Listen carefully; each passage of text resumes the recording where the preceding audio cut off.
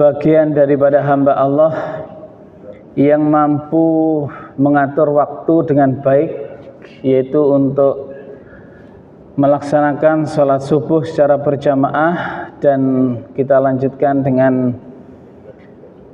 kajian pada pagi hari ini. Kalau kita tidak bisa mengatur waktu dengan baik, pastinya momen seperti pagi hari ini tidak bisa terjadi.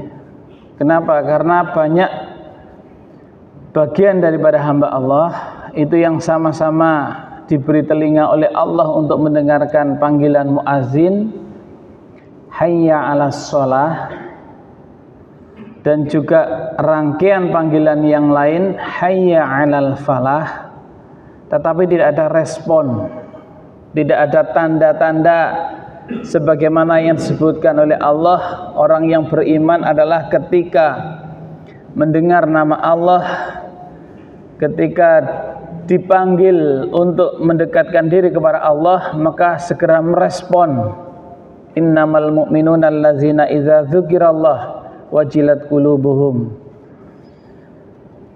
Allah dalam Quran surat An-Nahl ayat 178 ya, itu yang berbunyi wa ja'ala lakumus sam'a wal absara wal afidah la'allakum tashkurun. Jadi kami telah menjadikan kepada kalian indera pendengaran. Jadi kita masing-masing hamba Allah itu dibekali dengan indera pendengaran. Wal absar wal afidah, penglihatan dan juga hati nurani. Allah meminta la'allakum tashkurun, agar kalian bersyukur. Oleh karena itu kita pagi hari ini insyaallah bagian daripada hamba Allah yang bersyukur, mendengarkan azan, melihat jalan menuju masjid, mendekatkan diri ke masjid, kemudian hati dan akal kita pada pagi hari ini fokus untuk mengikuti kajian. Nah, ini berarti kita sudah termasuk bagian daripada hamba Allah yang bersyukur. Waktu itu sangat penting dalam menjalankan hidup ini. Makanya Allah banyak mengawali dalam setiap awal surat tentang pentingnya waktu, bahkan bersumpah tentang waktu.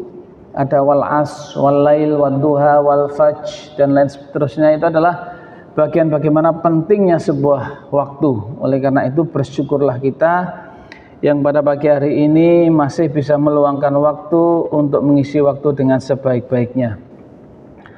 Sengaja tema pada pagi hari ini masih sangat terkait, relevan dengan tema Milad Muhammadiyah yang diperingati pada setiap bulan November, di mana usia Muhammadiyah sudah 113 tahun. Kemarin mengambil tema di tahun ini adalah memajukan kesejahteraan bangsa. Jadi menghadirkan Islam yang membebaskan dan menyejahterakan itu bukan sekedar wacana, ya, bukan hanya sekedar konsep, tapi adalah sebuah harapan, sebuah keinginan, sebuah misi peradaban yang telah Allah tetapkan melalui risalah Nabiullah Muhammad SAW. Jadi Islam hadir itu bukan hanya sebagai ajaran ibadah ritual, ya, yang mengajarkan bagaimana kita sholat, bagaimana kita itu tunduk dan patuh kepada Allah, tetapi sebagai sistem kehidupan yang menuntun kepada kemuliaan, kebebasan dan juga kesejahteraan. Sebagaimana yang terkutip dalam sebuah ayatnya, wa ma arsalnaka illa rahmatan lil alamin. Dan bagi kami tidak mengutus engkau Muhammad, yaitu Allah tidak mengutus, melainkan untuk menjadi rahmat bagi seluruh alam, sebagaimana yang ada dalam ayat 7 Quran surat Al-Anbiya. Nah, jadi ayat ini menegaskan bahwa risalah Islam itu memiliki orientasi rahmatan lil alamin. Jadi untuk semua yang ada di muka bumi ini, bahkan orang yang tidak beriman pun, itu Allah memberikan rahmatnya, memberikan rizki kepadanya, diberi kesempatan hidup, diberi kesempatan untuk beribadah, untuk memberikan kesejahteraan, kebahagiaan. Tapi apakah dia itu kemudian dalam perjalanan waktu terpanggil ataukah tidak, itu adalah hidayah. Nah, oleh karena itu bersyukurlah kita yang mendapatkan hidayah. Jadi Islam tidak datang sebagai konsep abstrak yang hanya berhenti pada idealisme normatif, melainkan hadir sebagai ajaran yang menuntut transformasi sosial.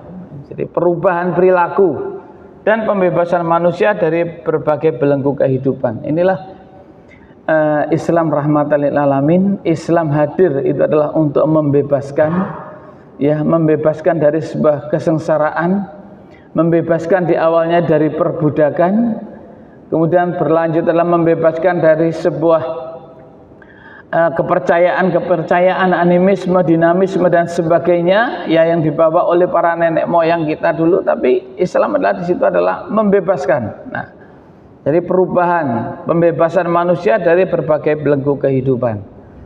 Jadi ketika kita berbicara tentang Islam yang membebaskan, maka yang dimaksud bukan hanya membebaskan dari syirik, ya, menuju tauhid, atau dari gelap menuju cahaya, tetapi juga membebaskan dari kebodohan yang memiskinkan, kemiskinan yang melemahkan, budaya pasrah yang melumpuhkan daya juang, serta ketertinggalan peradaban yang membuat umat kehilangan martabat. Jadi kehadiran Islam yang dibawa oleh Rasulullah Muhammad SAW dan kita sebagai hamba Allah yang hidup di bawah beliau, itu bersyukurlah kita, ya. Termasuk kita ini bagian hamba-hamba Allah yang terpanggil, ya, yang terpanggil. Jadi sekali lagi menghadirkan Islam yang membebaskan dalam sejahterakan itu bukan sekedar wacana, tetapi merupakan gerakan nyata yang hidup dalam denyut amal dan perbuatan umat Islam, khususnya melalui kiprah panjang Muhammadiyah. Nah, ketika bicara Islam itu kan luas. Tapi saya pada pagi hari ini, dalam kesempatan yang cukup pendek ini, saya ingin menyampaikan tentang bagaimana Islam yang dipraktekkan, yang diamalkan, ya, oleh Muhammadiyah. Nah, ini, ya. Jadi gerakan itu apa? Gerakan. Jadi gerakan Muhammadiyah itu adalah sebuah gerakan. Gerakan apa? Yaitu yang pertama adalah gerakan dakwah, yang kedua adalah gerakan pembaruan atau tajdid, ya. Kemudian yang ketiga adalah gerakan global atau mendunia. Saya nanti akan membatasi kepada gerakan dakwah saja, ya. Nah, bagaimana tujuan Muhammadiyah? Nah, ini kita bisa melihat, atau mungkin sudah ada beberapa yang hafal gitu. Jadi tujuan Muhammadiyah adalah merupakan untuk menegakkan dan menjunjung tinggi ajaran Islam. Itu tujuan didirikannya Muhammadiyah, itu adalah menjunjung tinggi ajaran Islam sehingga terwujud masyarakat Islam yang sebenar-benarnya. Nah, bagaimana konsep ajaran Islam yang sebenar-benarnya itu bagaimana? Nah, ini, ya. Nah, 18 November ini ada suaranya 1912, Kiai Haji Ahmad Dahlan beserta santri dan sahabat sejati merintis jalan pembaharuan, meluruskan kiblat, menggerakkan amal ma'ruf nahi munkar, mengamalkan surat Al-Ma'ud, mengajak umat Islam menolong sesama, membangun gerakan ta'awun, menyelenggarakan pendidikan, mengentaskan kemiskinan, membina kesehatan. Tahun 1904, sepulang ibadah haji yang kedua, Kiai Haji Ahmad Dahlan menyadari pentingnya ilmu pengetahuan, memajukan umat Islam melalui pendidikan. Tahun 1911, berawal dari sepetak ruang tamu di rumahnya, Kiai Haji Ahmad Dahlan merintis sekolah Madrasah Diniyah Islamiyah.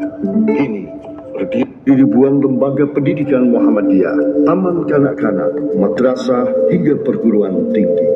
Kiai Dahlan mendidik murid-muridnya taat beragama, berjiwa ksatria, menyantuni kaum papa.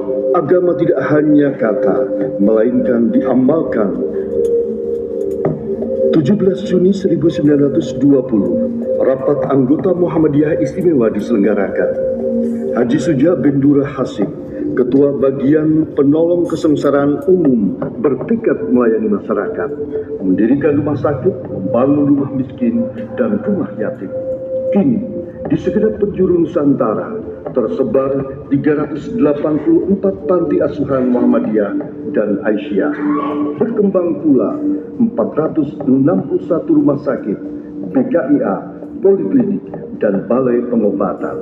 Semangat berta'awun terus digelorakan hingga melintasi abad kedua.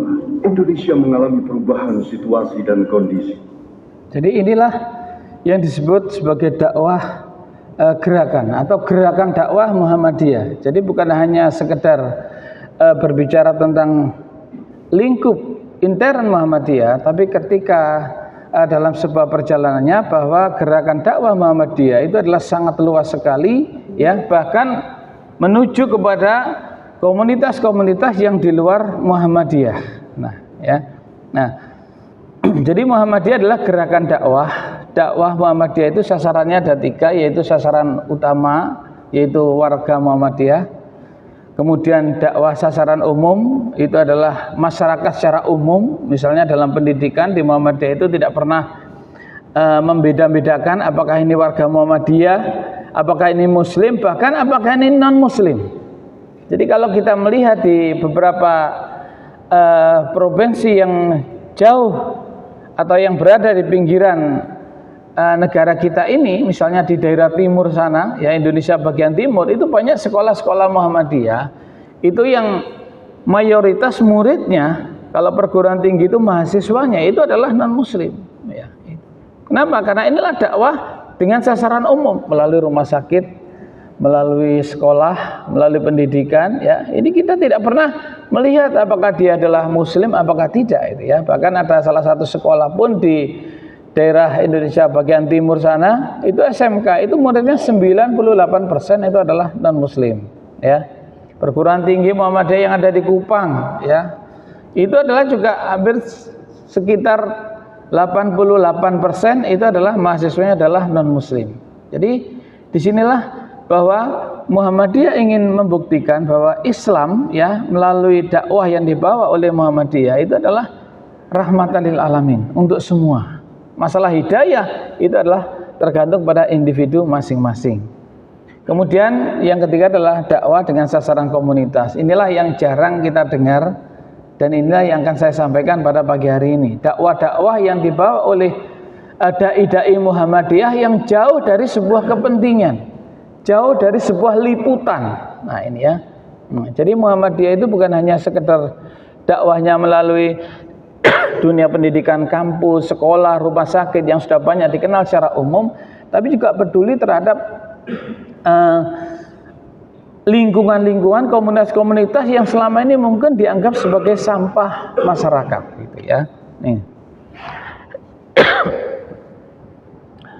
Jadi dakwah sasaran komunitas atau sasaran khusus itu adalah model dakwah pertama sesungguhnya yang dilakukan oleh Kiai Haji Ahmad Dahlan. Jadi Kiai Haji Ahmad Dahlan itu sesungguhnya sebelum mendirikan Muhammadiyah, mohon maaf ya agak batuk, itu sudah mengawalinya dakwah lewat komunitas kecil-kecilan. Jadi masyarakat kecil, ya, saat itu yang membutuhkan, yang sesungguhnya mereka itu jauh dari perhatian penguasa saat itu, penjajah, ya, itu diurusi oleh Muhammadiyah. Kita lihat sedikit tentang potret bagaimana Kiai Haji Ahmad Dahlan itu mengawali dakwahnya. Nah, ini ya, kita lihat. Muhammadiyah lebih dari 1 abad menyinari negeri. Gerakan dakwahnya yang universal serta inklusif memberikan dampak yang luar biasa bagi negeri ini.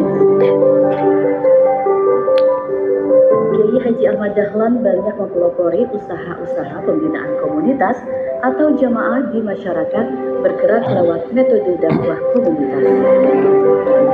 Di antaranya membentuk dan membina kelompok pengajian seperti Wal Asri, Fathul Asror, Miftahus Sa'adah, Nurul Iman, dan lain-lain.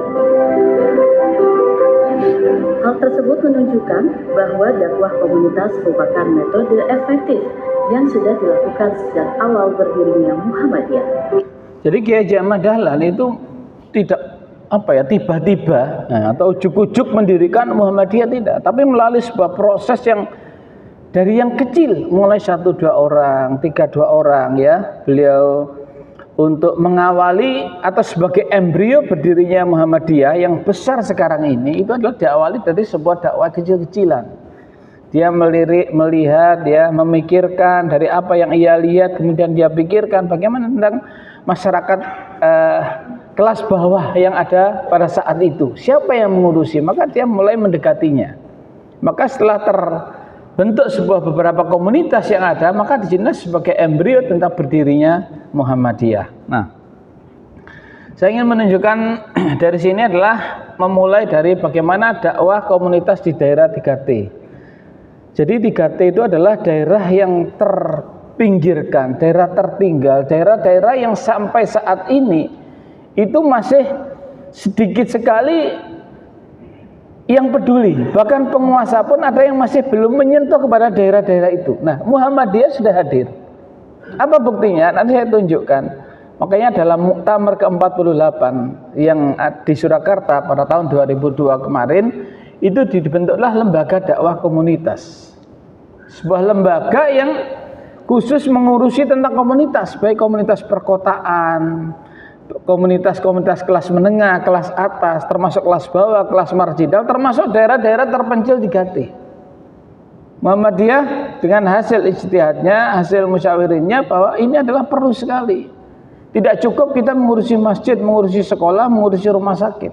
Tapi siapa yang mengurusi daerah-daerah yang sekarang ini adalah tidak terjangkau gitu ya. Nah, di sini adalah program-program dakwah komunitas, lembaga dakwah komunitas khususnya pimpinan pusat Muhammadiyah yang kebetulan saya telah diamanai hasil muktamar kemarin adalah sebagai ketua pimpinan pusat Muhammadiyah terkait dengan lembaga dakwah komunitas ini.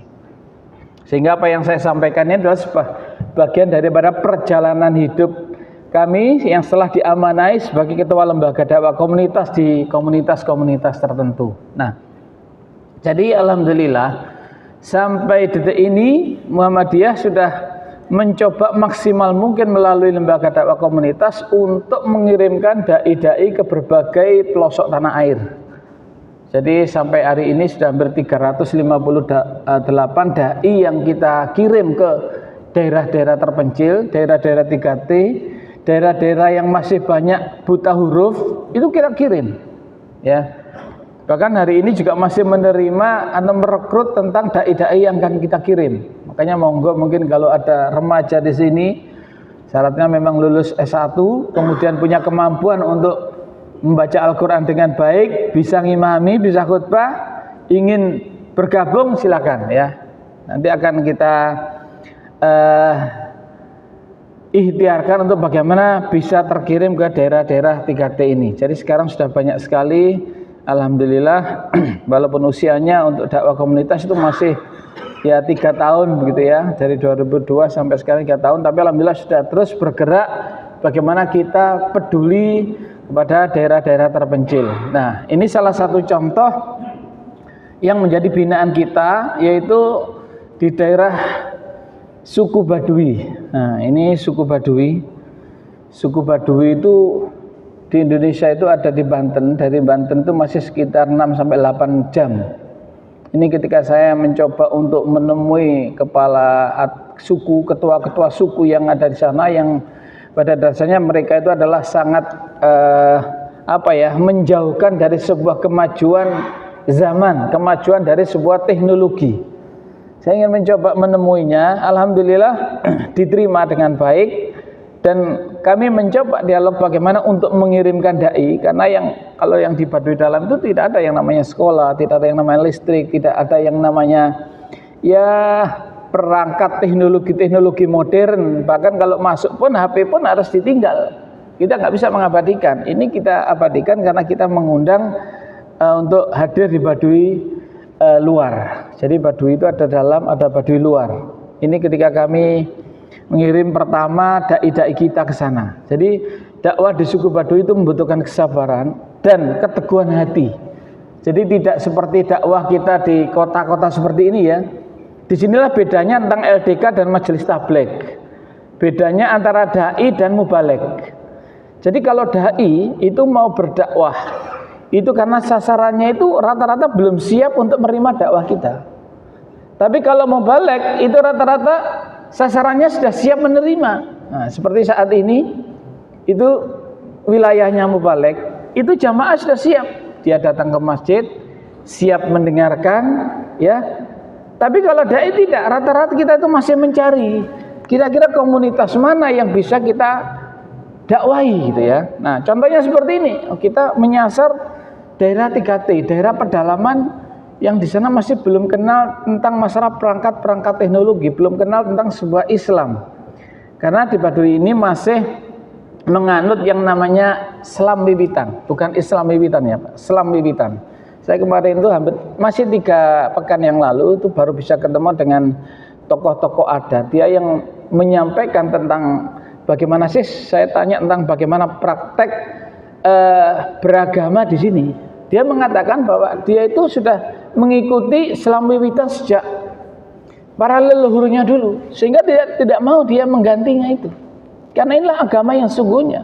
Jadi praktek agama itu adalah yang penting, itu adalah berbuat baik, tidak istilahnya itu melukai orang lain, kemudian santun. Nah, itu adalah itu lebih dikatakan etika begitulah. Itu adalah agama. Itulah kan. Makanya kalau ada yang masuk Islam ya, itu maka harus keluar dari adat itu. Nah, di sana di Kampung Baduy Dalam itu masih ada 3 adat. Yang ini tidak boleh terkontaminasi oleh sebuah kemajuan, oleh apapun, baik itu dari sisi teknologi maupun keyakinan. Nah, ya, makanya kalau ada yang misalnya masuk Islam, maka harus keluar dari suku Baduy itu. Nah, ini contoh ketika pesantren mu'alaf yang coba kita berikan sebuah bahwa pemantapan. Nah, maka mereka itu untuk bisa menuju Baduy luar itu jalannya bahkan memerlukan waktu yang cukup panjang. Nah, ini saya potret dari jarak jauh. Ini adalah beberapa perumahan mu'alaf yang kita sediakan. Nah, kenapa kok harus ada perumahan mu'alaf tersendiri? Karena mereka kalau masuk Islam itu harus melepas semuanya, ya. Bahkan karena semua di situ masih milik adat semua. Jadi keluar itu ya harus keluar orang saja. Nah, makanya harus disediakan. Itu resiko. Kalau kita berdakwah di komunitas-komunitas adat, itu kita juga sangat besar sekali. Istilahnya anggarannya cukup besar itu. Jadi menyediakan mulai dari rumah, kemudian termasuk ini tempat-tempat ternak dan sebagainya. Jadi itu yang harus kita sediakan. Makanya kalau dakwah di kota-kota, istilahnya antara mubaligh dan dai itu memang beda jauh. Ya mohon maaf ya, istilahnya kalau mubaligh itu dakwah sudah mapan, berangkatnya itu kita tidak bawa apa-apa, pulangnya membawa berkat, itu ya, itu mubaligh. Tapi kalau dai tidak, dai itu adalah berangkatnya itu yang bawa berkat, pulangnya yang tidak bawa apa-apa. Nah, kenapa? Karena kita harus membagikan. Kalau misalnya kita tuh memanggil orang-orang untuk bisa menjadi mu'alaf, mereka untuk mendapatkan pencerahan, itu harus kita beri sesuatu. Harus kita siapkan materinya, kita bingkisannya, itu semua harus kita siapkan. Bahkan termasuk seperti ini, kita menyiapkan tempat tinggalnya. Coba, ini adalah sebagai wujud bahwa kita ini hadir adalah mensejahterakan. Kita membebaskan dari belenggu tentang masalah akidah yang salah menjadi akidah yang benar. Nah, dari amal salah menuju amal yang soleh. Begitulah. Ini beberapa rekaman perjalanan. Ya, kita sebagai enjoy aja ya kajian pagi hari ini tentang bagaimana perjalanan-perjalanan dakwah yang jarang tersorot oleh sebuah media. Nah, ini kalau ini yang asli, ini perumahan-perumahan asli yang masih dari belit-belit, dari tiang. Dan di sini tidak boleh ada dicampur dengan hanya dari kayu, dari daun-daun kering itu, bahkan paku pun tidak boleh di sini ya. Jadi masih betul-betul menjauhkan diri dari sebuah kemajuan ya. Nah, kalau ini yang sudah menjadi rumah yang para mu'alaf. Makanya alhamdulillah termasuk dalam waktu cepat lembaga dakwah komunitas sudah bisa mendirikan Mu'alaf Learning Center, yaitu tempat untuk kegiatan para mu'alaf. Jadi setiap langkah itu menjadi bukti bahwa dakwah adalah perjalanan cinta dan pengorbanan demi menghadirkan cahaya di pelosok negeri. Jadi kadang-kadang kami ini ketika menuju lokasi baru itu kita dari Bandara Cengkareng itu masih menuju Banten, dari Banten itu masih menuju ke Lebak, dari Lebak itu kita sudah mulai nanti bisa sampai tempat yang tidak bisa mobil pun masuk, harus motor. Nah nanti ada sampai tempat juga yang motor pun tidak bisa masuk. Nah ini ya. Nah ini salah satu panen raya yang kemarin hari sempat dimuat di beberapa media ya. Jadi panen raya yang di sini para mu'alaf semua ini yang pakai kaos putih-putih ini para mu'alaf. Jadi mereka kita ajak untuk bagaimana menanam sebuah tanaman-tanaman yang cepat menghasilkan, mulai dari pisang, mulai dari ini kebetulan kemarin panen kacang tanah ya. Nah, jadi mereka kita ajak, kita berdayakan. Disinilah dakwah yang mensejahterakan. Jadi ketika berbicara tentang masalah dakwah itu bukan hanya di mimbar-mimbar seperti ini, di kampus, tempat yang ber-AC ya atau kipas angin gitulah minim. Tetapi juga di tempat-tempat yang seperti ini. Ini yang dilakukan oleh Muhammadiyah ya. Nah, ini saya sampaikan karena kebetulan momen milad, tema milad itu cukup sesuai dengan materi ini. Nah, ini termasuk begitu. Jadi para mu'alaf yang pakai kaos putih-putih ini kita beri masing-masing itu satu pasang kambing ya, beberapa pasang ayam dan juga lahan. Ini kemana kita membebaskan lagi, alhamdulillah lahan sekitar 2.800 meter yang bisa untuk kita berikan, untuk kita jadikan program pemberdayaan sehingga para mu'alaf ini bisa hidup sejahtera gitu ya. Ini cara-cara dakwah yang jauh dari sebuah jangkauan ya, jangkauan media, jangkauan narasi-narasi yang ada di dalam berita begitulah ya. Tapi saya pagi hari ini yang ingin saya sampaikan ya, sengaja saya ingin menyampaikan tentang ini ya. Nah, ini juga begitu perjalanan kami lembaga dai komunitas Muhammadiyah ketika saya mencoba untuk berkunjung dulu ke salah satu pulau yang namanya Pulau Kera yang ada di Kupang, Nusa Tenggara Timur. Pulau ini adalah jauh dari sebuah keramaian untuk menuju pulau yang dihuni oleh 98 keluarga. Nah, ini pulaunya masih gersang, Pak. Ada di tengah laut.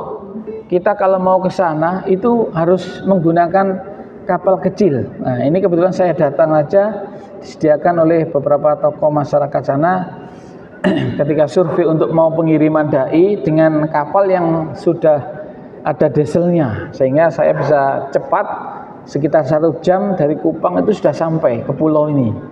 Tapi biasanya sampai ke sini itu beberapa jam pakai kapal-kapal yang masih manual itu. Nah, ini daerahnya.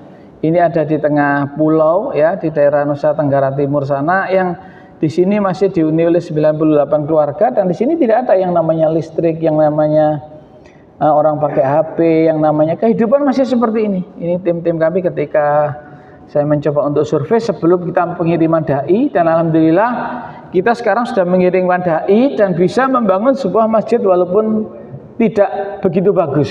Nah, ini kami bersama tim kami LDK Minang Pusat dan bersama dai yang kita kirim ke sana untuk tinggal di situ, mengajari mulai dari huruf hijaiyah, mengajari alif ta, mengajari ABC, mengajari cara membaca. Karena apa? Karena di sana nggak ada sekolah, ya, nggak ada sekolah, ya, nggak ada listrik dan sebagainya.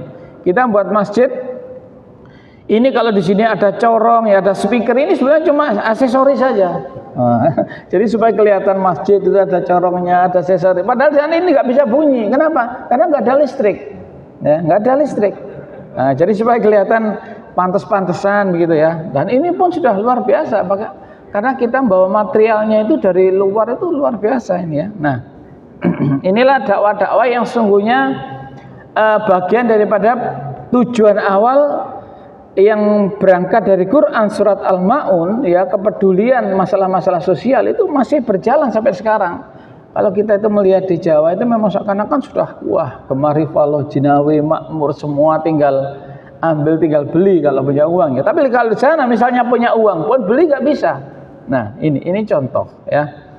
Ini yang paling terakhir kemarin itu adalah kami juga membawa beberapa ini seperti apa kipas angin. Ini juga aksesoris semua. Nah, siapa tahu nanti listrik masuk tinggal nyala. Kita mencoba berjuang untuk pakai tenaga surya pun susah ya karena mungkin kondisi yang tidak memungkinkan. Nah, ini kemudian kepala suku Baju. Ini dulu ceritanya adalah pelarian ketika ada penjajah yang terus akhirnya lari ke sana maka hidup. Tapi awalnya sebenarnya mereka itu Muslim, awalnya begitu. Kita tanya itu katanya nenek moyang dulunya adalah Islam, tapi sudah lupa. Sudah lupa bagaimana untuk mempraktekkan Islam gitu ya. Nah, akhirnya makanya kita kirim dai. Kita alhamdulillah bisa mengirim 3 dai di tahun ini dan mudah-mudahan ke depan dai kita itu bisa beraya. Nah, makanya dai-dai kita itu supaya tidak pulang karena dai kita itu kita kontrak 2 tahun. Jadi kita beri insentif selama 2 tahun. Nah, dai kita itu kita mainkan dengan kepala suku yang ada. Baik kita itu ngirim ke Papua, ke Irian, ke Aceh, kemanapun itu kita mainkan. Supaya dai kita itu bagaimana supaya kecantol di tempat itu. Wah, ya.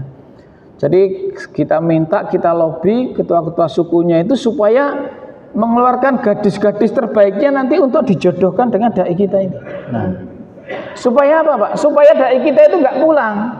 Karena beberapa kasus kita sudah berhasil mendirikan musola ya, bahkan sudah mendirikan Nating Muhammadiyah.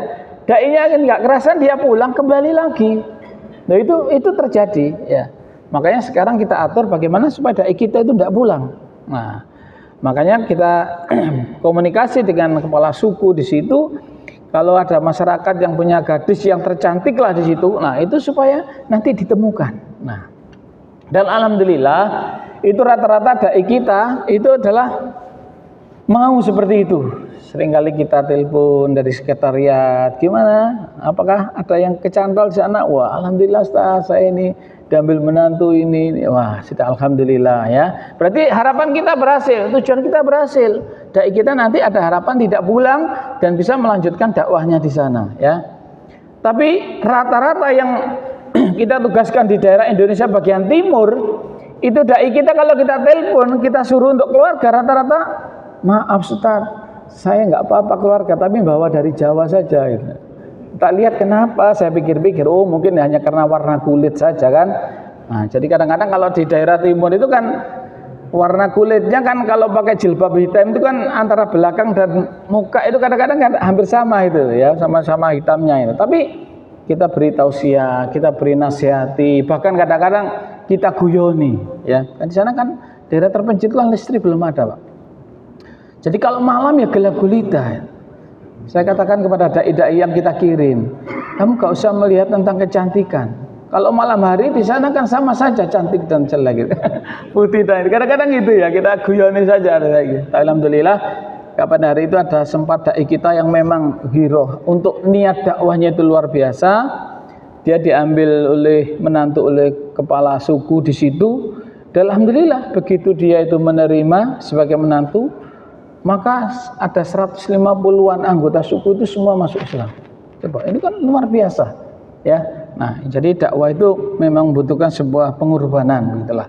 Nah, ini lokasi dakwah di Pulau Kerah. Nah, ini alhamdulillah terakhir saya datang sudah kita mencoba membangun lembaga pendidikan dan sebagainya. Dan ini murni dari kita ya, dari Muhammadiyah ya.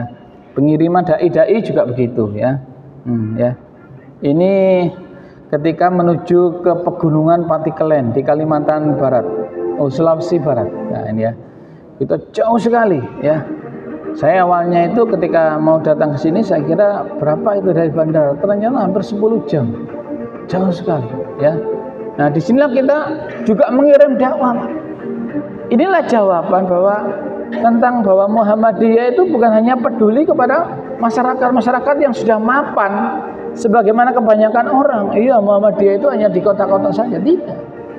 Justru di daerah-daerah terpencil sebelum organisasi lain mengirim dai peduli, maka kita sudah ada di sana. Ini Muhammadiyah ya. Makanya di usia 113 tahun ini sebagai mengambil tema itu karena itu fakta, bukan hanya sebuah wacana, bukan hanya narasi. Nah, ini beberapa masjid yang kita bangun di daerah yang susah sekali ya, yang tidak bisa terjangkau sungguhnya, dan sini ada remaja-remaja alhamdulillah yang sudah mau masuk Islam. Tapi kalau orang tuanya rata-rata masih belum mau masuk Islam ya. Mereka masih yakin kepada sebuah keyakinan yang disebut keharingan. Jadi keharingan atau ya masih sekte dari Hindu keharingan ini ya. Ini perjalanan kami dan alhamdulillah semua terus berjalan, termasuk kita tadi saya katakan bahwa dakwah di daerah-daerah terpencil itu bukan sebagaimana dakwah di Surabaya, di kota-kota besar, tapi kita setiap dakwah maka para mu'alaf ini harus pulang itu ada yang dibawa. Nah itu ya, jadi bukan nganggur, berangkatnya nganggur, pulang bawa. Kebalikan dari dai-nya berangkatnya membawa berat, makanya tadi pakai mobil seperti itu karena ada yang kita bawa di situ ya. Nah, untuk menuju ke sebuah tempat itu sehingga untuk bisa kita bagikan. Nah, bagaimana kita itu bisa diterima di daerah-daerah terpencil seperti ini ya, di daerah-daerah yang sebetulnya jauh dari sebuah keimanan seperti kita ini, karena kita itu toleransi. Jadi ketika bicara tentang toleransi, sungguhnya Muhammad itu sudah memberikan contoh ya. Kita di dalam berdakwah itu kadang nggak pernah kita memaksa, karena kalau kita tuh memaksa ya sudah selesai, kita tidak akan bisa masuk ya. Jadi dakwah yang kita lakukan di daerah terpencil, daerah tertinggal itu adalah dakwah yang tidak memaksa. Jadi ketika kita mengumpulkan, minta bantuan kepala suku untuk bisa ketemu gitu ya, kita ingin bincang-bincang ya, kita ingin menyampaikan tentang agama, tapi kita tidak memaksakan. Kalau misalnya kita tuh mau memaksakan beragama, nah itu nggak bisa, nggak akan diterima kita. Nah, jadi kita tidak boleh memaksa.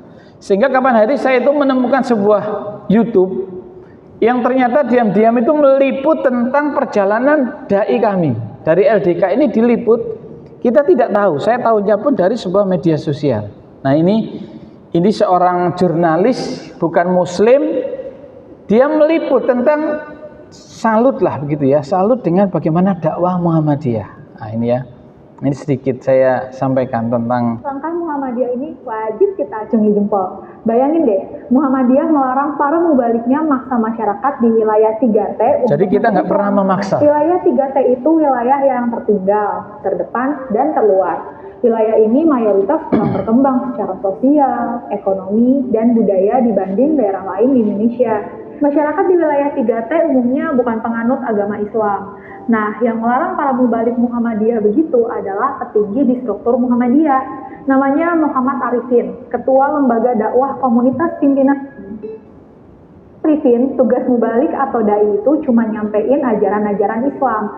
Keberadaan mubalik bukan buat mengislamkan orang atau memaksa orang masuk Islam. Dakwah dalam Muhammadiyah katanya bertujuan untuk membuat gembira siapapun yang mendengar ajaran Islam. Adapun keputusan seseorang masuk Islam bergantung bagaimana Allah memberikan hidayahnya kepada yang dikehendakinya. Karena itu, jika ada yang ingin masuk Islam, barulah para mubalik wajib jadi perantara atau pendidik, yaitu membimbing para mu'alaf dalam beribadah dan menjalankan syariat Islam dengan benar. Saat ini, Muhammadiyah katanya punya komunitas yang khusus bergerak pada pendampingan para mu'alaf. Salah satunya adalah komunitas mu'alaf suku Baduy di pedalaman Banten. Aktivitas dakwah para mubalik Muhammadiyah di wilayah 3T, kata Arifin, cukup berat. Karena itu, para mubalik harus didukung secara moral maupun material. Apa yang ditekankan petinggi di struktur Muhammadiyah ini penting banget. Dakwah yang dilakukan para mubalik jangan sampai menimbulkan ketidaknyamanan bagi masyarakat yang ingin didakwahi. Jika itu yang terjadi, hanya akan menyulut perasaan antipati, bahkan resistensi. Dampaknya, bukannya membawa kedamaian, agama dianggap sebagai alat untuk menaklukkan siapapun yang berbeda keyakinan.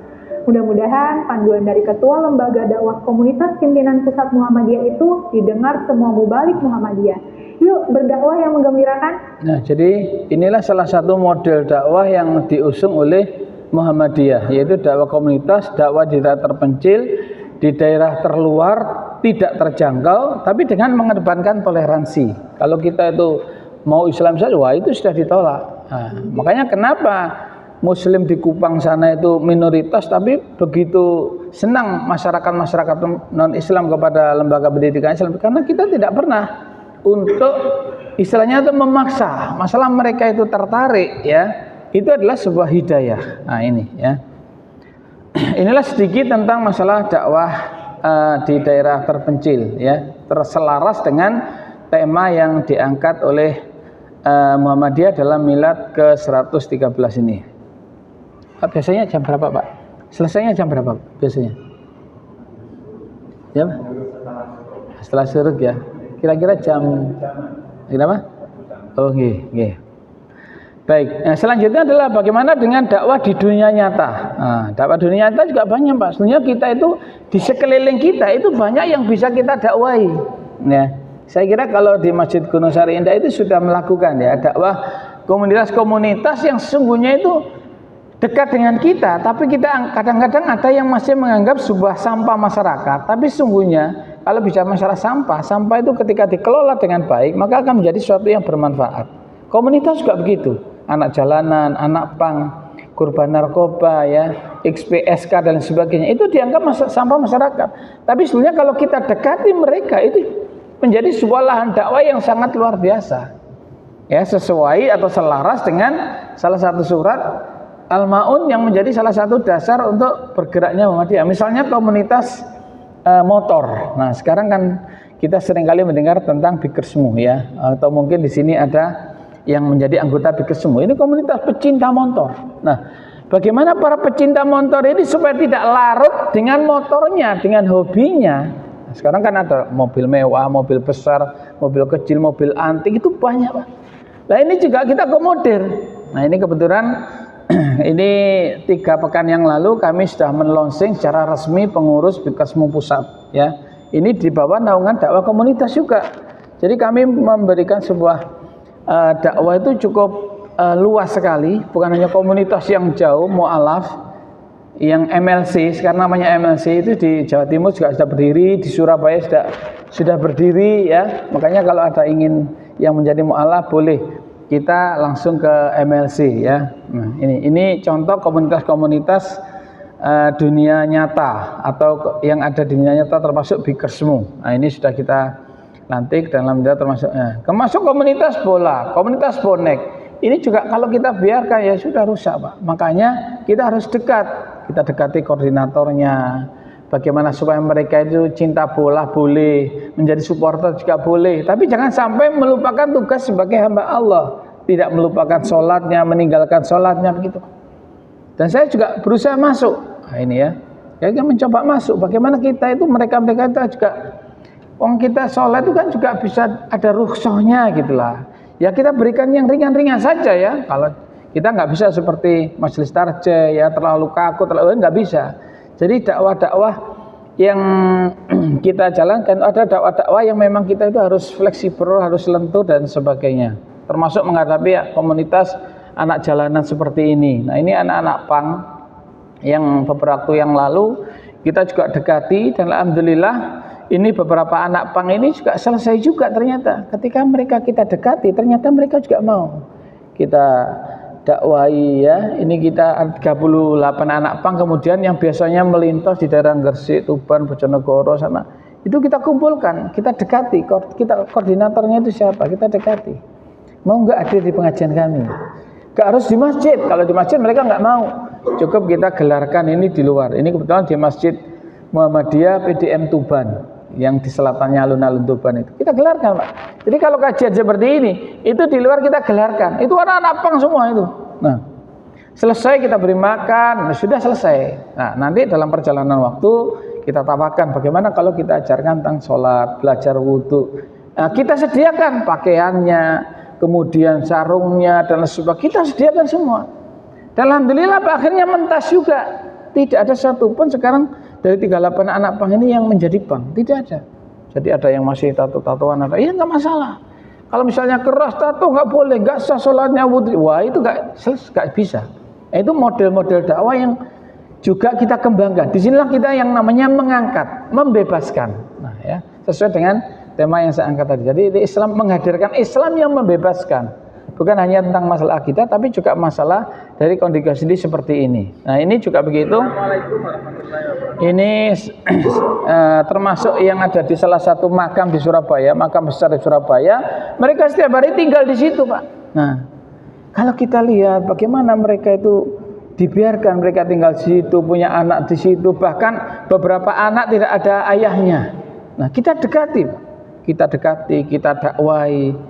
Jangan sampai mereka itu berlarut-larut seperti ini. Maka kita di sini kita bangunkan sedikit musola, ya. Ya tentunya tadi itu dakwah pertama kita butuh materi, harus ada yang kita bawa. Tidak bisa kita datang dengan tangan kosong seperti ini, tidak bisa. Nah, kita harus dakwah. Dan apa? Alhamdulillah hasilnya juga dapat juga, ya. Nah, ini ya.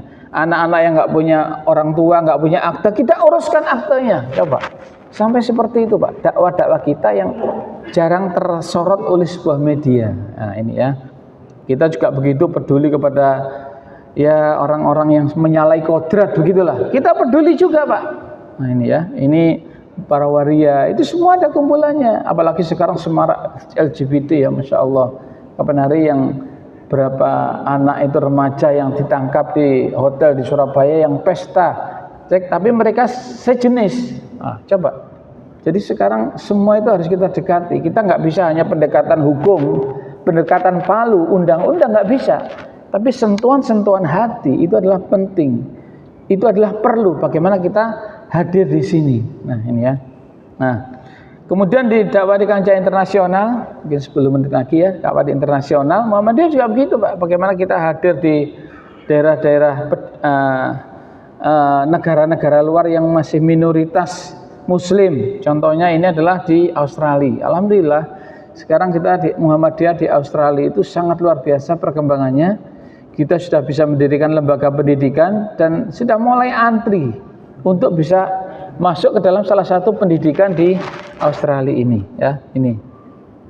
Ini para siswa-siswanya. Nah, demikian juga di beberapa negara lain seperti di Hungaria dan seterusnya itu. Inilah dakwah global gitu, Pak. Jadi Muhammadiyah bukan hanya dakwah di perkotaan, di pedalaman, tapi juga dakwah-dakwah dengan jangkauan global. Karena apa? Karena sekarang semua bisa dakwah. Apalagi di Malaysia, itu sudah berdiri yang namanya Universitas Muhammadiyah Malaysia. Cuma di sini masih membuka S2 dan S3. Jadi putra-putri Bapak Ibu yang ingin menempuh S2, S3 yang ingin gelarnya PhD gitu ya, itu silakan untuk kuliah di Malaysia, di Universitas Muhammadiyah Malaysia ini. Nah, jadi kita sudah cukup besar, kita memberikan beasiswa, Pak, kepada para mungkin pengurus takmir atau apa yang putra-putrinya ingin sana, kita berikan. Tapi hidupnya ditanggung sendiri. Tapi hanya memberikan beasiswa bebas biaya pendidikannya sampai selesai. Nah, ini yang diberikan oleh Muhammadiyah. Jadi Muhammadiyah itu bukan sebuah gerakan atau organisasi kecil ya. Tapi makanya kalau dikatakan Muhammadiyah itu adalah sebuah gerakan besar, organisasi besar, bahkan mungkin terkaya di dunia, yaitu memang faktanya seperti itu. Nah, inilah sedikit tentang gerakan-gerakan Muhammadiyah. Saya beberapa kali juga ngisi kajian-kajian di luar negeri ya. Kadang-kadang kalau jauh seperti ini, kapan hari itu di Amerika misalnya, saya cukup dengan Zoom saja. Karena apa? Karena kajian kalau kita harus sana biayanya cukup besar, maka cukup dengan Zoom. Itulah pemanfaatan teknologi-teknologi yang ada. Di Malaysia itu masih mudah saja kan. Saya sering kali datang gitu aja ngisi kajian seperti ini. Di sana itu warga kita luar biasa, Pak. Banyak sekali di Malaysia. Kalau kajian lebih banyak dari ini, Pak. Kajian Ahad pagi seperti ini itu banyak sekali ya. Alhamdulillah ya. Di Arab Saudi juga begitu. Nah, ini terkait saya kapan hari mendatangi undangan kerajaan Arab Saudi. Karena Arab Saudi itu sistemnya itu ada salah satunya adalah dia itu melalui AI, dia itu memantau, dia itu melihat tentang dai-dai yang selama ini berjuang yang jauh dari kepentingan. Nah, salah satu yang dipotret, dia ternyata melihat di Indonesia, itu ternyata ada dai-dai yang mereka itu berjuang di daerah-daerah terpencil, tertinggal dan sebagainya. Maka yang dipotret salah satunya adalah oleh pemerintahan Arab Saudi adalah Muhammadiyah. Ternyata Muhammadiyah dakwahnya seperti ini. Maka dia salut, dia ingin tahu. Nah, akhirnya saya mendapatkan undangan secara khusus dari kerajaan Arab Saudi. Alhamdulillah, ya paling enggak kita sudah dijamu, kita diajak keliling, kita diajak dengan tanpa biaya. Itu kan sebuah berkah dari kita ngurusi daerah yang terpencil, tapi akhirnya mendapatkan sebuah hadiah, begitu ya. Ini contoh, sehingga ketika kita tawaf dan sebagainya itu dijaga Pak oleh laskar-laskar, oleh tentara-tentara sana. Sudah silakan, kita diberi, karena tamu raja ya, jadi ya sudah, kita diberikan sebuah kesempatan yang luar biasa ya. Kalau reguler itu ya, misalnya haji umroh itu kan harus begitu sesaknya untuk bisa mencium Hajar Aswad ya misalnya. Tapi kalau tamu raja itu bebas. Wah itu ya, dipagar silakan. Nah, karena kita tamu. Ini dari mana? Ini sebuah berkah kadang-kadang kita mengurus sesuatu yang tidak diurus, tapi ternyata akhirnya Allah mengurus kita. Nah itulah yang kita lakukan ya. Ini penampakan. Jadi Muhammadiyah itu hadir mencerahkan dan menggembirakan. Yang berbicara ini adalah bukan hanya orang Muhammadiyah, tapi juga orang di luar Muhammadiyah, bahkan tokoh-tokoh yang sesungguhnya tidak begitu ngurus Muhammadiyah, tapi melihat Muhammadiyah itu adalah senang. Saya ingin mengutip salah satu gubernur yang viral sekarang kemarin ketika memberikan sambutan di acara milad Muhammadiyah. Nah, coba kita lihat apa yang disampaikan dia ya. Kalau bicara Muhammadiyah, sesungguhnya kita bicara tentang kemajuan bangsa, keadilan dan kemakmuran. Karena Muhammadiyah berfokus pada dua hal. Satu, peningkatan kualitas pendidikan rakyat yang ditandai dengan banyaknya rumah sakit yang berikan layanan pada seluruh masyarakat. Yang kedua, banyaknya lembaga pendidikan yang bertujuan untuk mencerdaskan kehidupan rakyat. Maka sesungguhnya, ini ada Menteri Pendidikan Dasar dan Menengah, ini besti saya urusan pendidikan. Maka sesungguhnya Muhammadiyah sudah mengambil peran dari negara untuk mendorong agar negara memiliki beban yang ringan dalam menyelesaikan problematika bangsa. Sehingga kalau Pak Prabowo menyampaikan tentang digitalisasi pendidikan, digitalisasi pembelajaran, sesungguhnya Muhammadiyah sedang memperlihatkan dua hal. Yang pertama adalah kekuatan moralitas yang menjunjung tinggi kejujuran, kebenaran, dan keadilan, merupakan sendi utama dalam membangun insan kebangsaan. Dan itu barangkali Muhammadiyah memperlihatkan dari sikap mental para tokohnya yang senantiasa jujur ketika memimpin, bersahaja dalam bersikap, dan senantiasa memberikan tauladan di tengah-tengah masyarakat. Dan pemimpin Muhammadiyah itu satu, yayasannya besar, rumah sakitnya sederhana. Satu lagi, kita membedakan bahwa para pimpinannya rata-rata sederhana, humble, betul nggak? Tenang, tidak banyak bicara, tapi hasil karyanya semuanya luar biasa. Nah, inilah para pemimpin Muhammadiyah dalam pandangan bukan orang Muhammadiyah, bahkan non-Muslim. Nah kan gitu kan. Nah, jadi fakta bahwa Muhammadiyah itu memang hadir itu adalah mencerahkan dan menggembirakan. Saya kira ini sekedar cerita-cerita saja ya pada kajian pagi hari ini. Mudah-mudahan sedikit cerita bisa menjadi motivasi kita semuanya untuk menjadi para pendakwah sesuai dengan kemampuan kita masing-masing. Terima kasih, mohon maaf.